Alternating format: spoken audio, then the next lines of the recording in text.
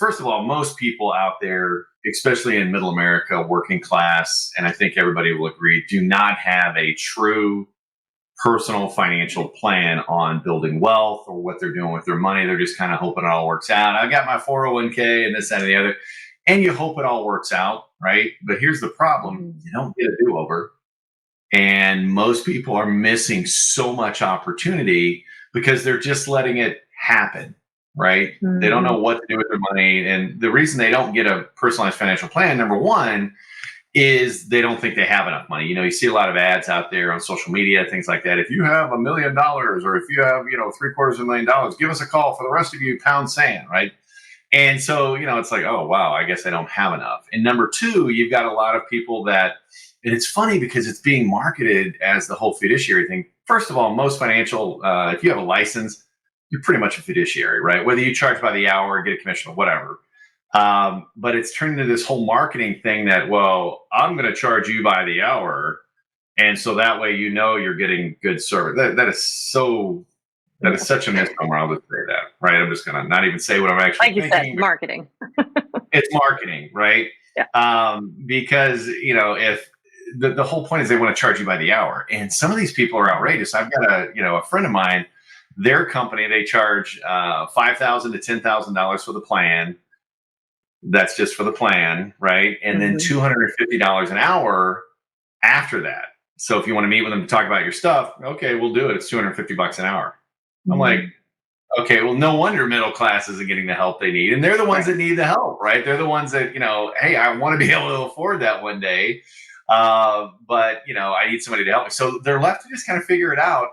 But that process and why you need the plan, and these are the top three things we're going to talk about today. Number one is the empowerment, right? It's like, I've got a clear plan. I mean, I know you've experienced this with TPG and myself, right? So, talk about that, Wendy. What did you feel like when that happened, when you got your personal plan? Well, prior to that, I'll preface by saying this. Prior to that, I thought, I just need to create all these streams of income and I'm not worried. It'll work out. It'll just work out, right? But what I found is that I was always spending what I made, right? Thinking, I'll just make more money. And when I got my personal plan from TPG, it was the first time I truly sat down. I've had people try to sell me on things before, like sit down with somebody selling you one type of account and saying, you should do this. But I've not sat down and had that full financial picture. And when I got my plan from TPG and seeing like, okay, if I do this in year 1, 2, and 3, and I do this in year 4, 5, and 6, and I do this in the years after that, here's what I can build. Here's what it can pay me in retirement. Here's what it looks like. Then all of a sudden you go from like just going, I guess, we'll figure it out, or I hope it works out. Like we say that all the time. I hope it works out, to going, I know that if I do this, this is the result. So then I'm able to make better decisions today with my money because I know a tangible future.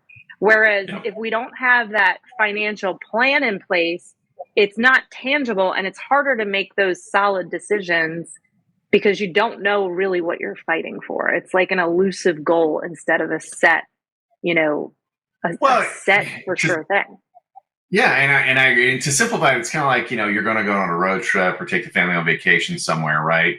You're going to get out your map, your GPS, or whatever the case may be, right? And you're going to plan your trip when you're going to leave. Okay, I got to go through Atlanta to get to Disney World, so I don't want to hit it at 5 o'clock. So we got to leave at a certain.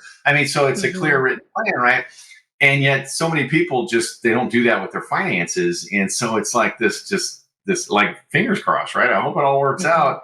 And most times, it doesn't, and you're not getting the education. That's one of the key factors. We've talked about that in a previous video too, is you've got to be educated on how all these things work, right? It's not just telling you what to do, because you're right, like your experience, and I've had the same experience. You run into a person with a certain license and they sell you the one thing that they got, or, if they're doing the same thing with everybody, whether it's, infinite banking or whatever the case may be. And don't get me wrong, there's a time and a place for everything.